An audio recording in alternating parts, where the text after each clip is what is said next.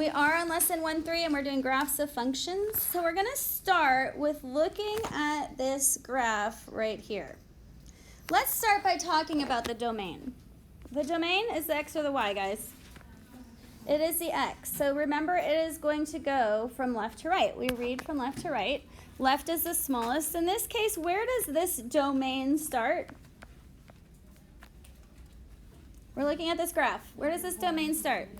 Is -1 included or not included? It is included, so I'm going to put it in a bracket. And where does this domain go? You're looking at the x. The x number is 4. Is it included or not included? Not included because it has an open circle, so I'm going to use a parenthesis. Y'all feel good with that? All right, let's look at the range. The range is the... And remember that the smallest y's are at the bottom, so we're going to actually go from bottom to top. So we're going to go from bottom to top, negative to positive, right? All right, so let's look at the range here. Where in the range, we're looking at the y. Where in the y is this one starting? -5. Included or not included? Included. Now, notice that the range, it really just stops here, right? Like the whole graph goes like this, but the range really stops here. Where does that stop? 4. At 4, included or not? Included. So remember, for the brackets, that is when it is included. And the parentheses are for infinity or when it's not included, meaning an open circle. We're going to look at example 1. Example 1 says use the graph of f of x is equal to 3 minus x squared to find the domain and range. Now, it does not specifically tell you to put it in a calculator. It does not specifically tell you to do this by hand. So let's go ahead and get out our TI-84. At the y sub 1, let's put this in our calculators.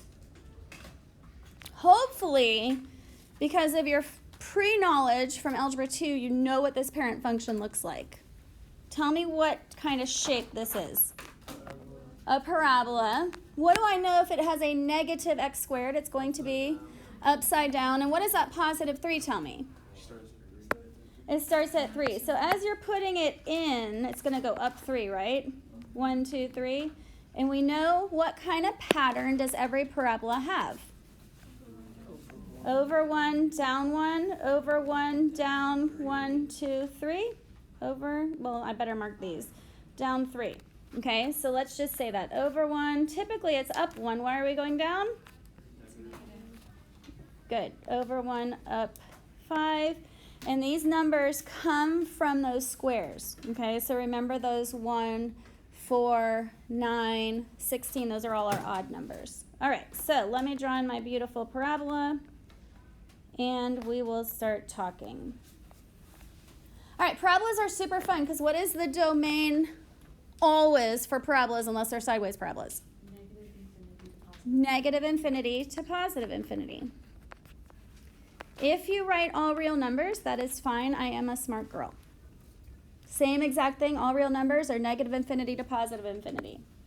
From here, what is the range? Where's the range beginning, Odell? The range begins at 3. It's, not at 3. The range is beginning at the smallest number. What's the smallest number? Negative infinity. And now where's it going, Odell? 2, 3. Correct. Is that included or not included? Included. Questions on that? Are you feeling it? Okay. All right. Example 2, I actually put the graph in for you. Okay, it says find the domain and range of f of x is greater than. Hey, do you know how to graph this on your TI? We're going to learn how to graph a greater than. I think we did these last year, but let's go ahead and graph a greater than, and we'll be able to look at it. So, and I want you guys to, in our calculators, when we actually do the greater than, which way did it go? It shaded this way, right? Didn't you guys see these little shades? Talk to me, people. Did you see these shades? Yes. Yes. We need to talk about what the domain is. Where does the domain start, Cruz? 9. It was 9 included?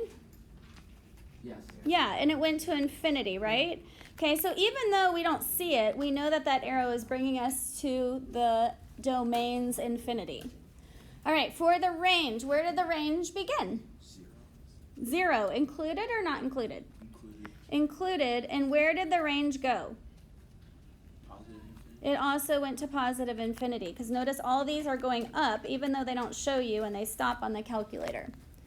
All right, so you guys learned a lot about your TIs today. About the vertical line test. What is the vertical line test used for? This is a good old Algebra 1 concept. We did it in Algebra 2. It is used for a vertical line. Good. What is it used for, though? See if there's a function or not. Yeah, it's to decide if graphs are functions. So remember, if I am to draw a vertical line and it hits more than one place on the graph, is the graph a function? No. So because it hit here and here, we know that example 3a is not a function.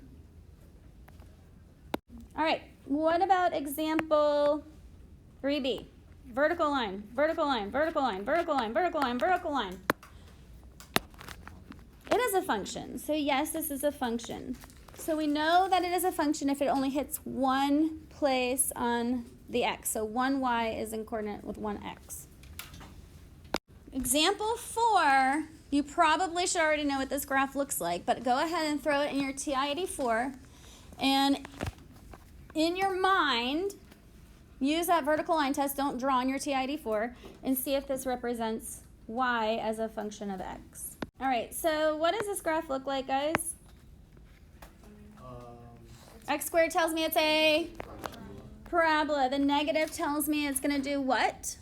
So I know it's going to be flipped, it's going to go down, and we're going to go over 1 instead of going down 1. How far are we going to go down? 2.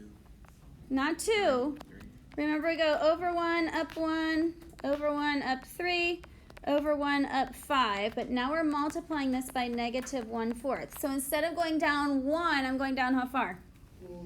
Negative 1/4. So notice this is going to be, was your parabola a little bit more chunky than the usual parabola?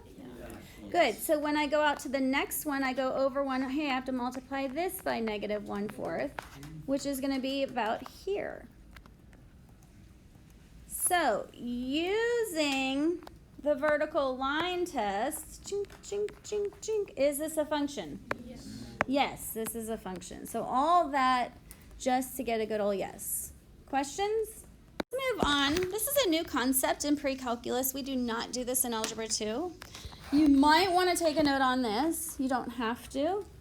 Increasing and decreasing and constant.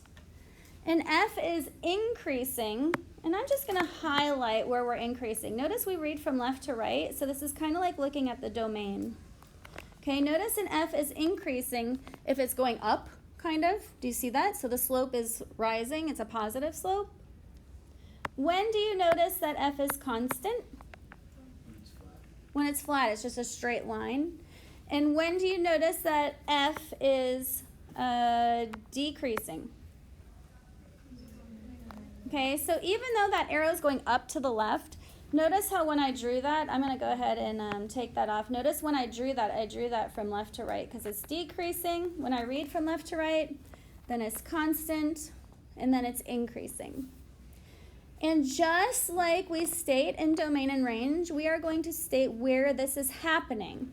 But remember, this is only happening on the domain. So we're literally just looking at the x in this case. We read from left to right, and we're only going to use parentheses. We'll never use those brackets. All right, so here's a cubic function. Cubes look kind of crazy like this.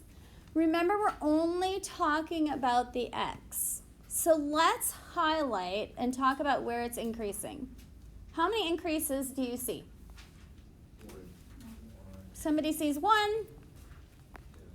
Somebody sees 2. Do you see an increase when I read from left to right? This is going up. Do you see another increase here from left to right where this is going up? Good. So let's name what those increases are. Name the first one for me, Jacob. Just like points. Yep. Where is this one starting on the x? Negative infinity. Awesome. This one's starting at negative infinity, and it's going to where? Remember, we're looking at the x. Negative 2. Good. So this is from negative infinity to negative 2. We have one more increase. One more increase. Odell. The other one's from negative 1 to Watch out. This isn't the x. Remember, this point is 0, negative 1, and we're only looking at the x. What? Would it be positive? 3 is 0.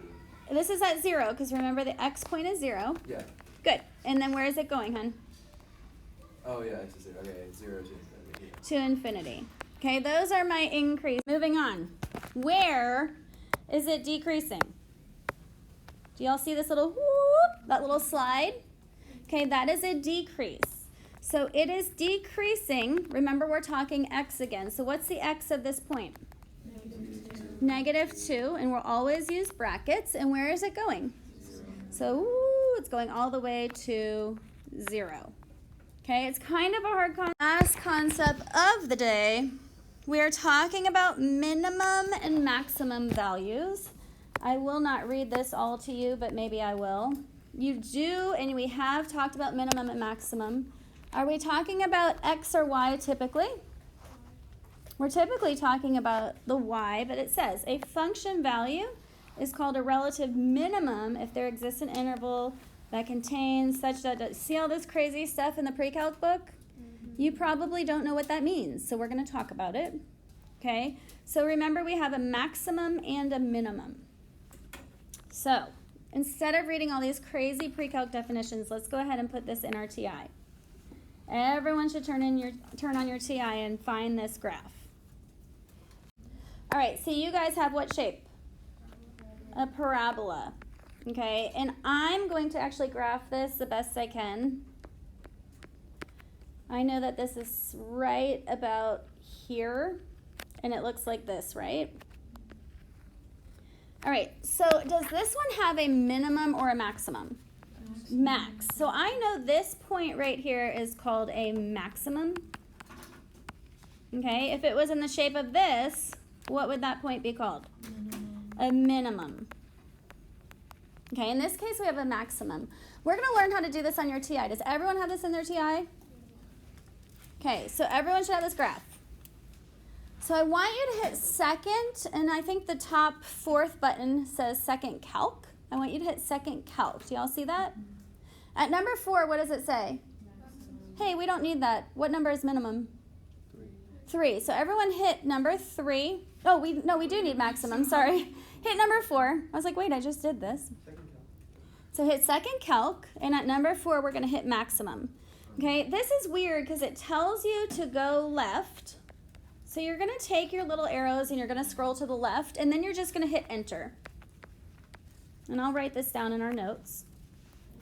And then it's going to say, hey, go to the right of the minimum. So you're literally going to go to the left and hit enter, and then you're going to go over the maximum and you're going to go right and hit enter. So now you're going to go right and hit enter. And then it says go to the maximum point. So you're actually going to go to the max, and if you hit enter again, it's going to give you an x, y coordinate. Do you see that x, y coordinate? Yes. Yes. What is the x point on that? It's like -0.8. See how I graphed mine at kind of at -0.8? Mm-hmm. And what was the y point there? 6.06. I heard 06 first, so I'm just going to put that. So notice I kind of graphed this, kind of they're not really very good. Okay,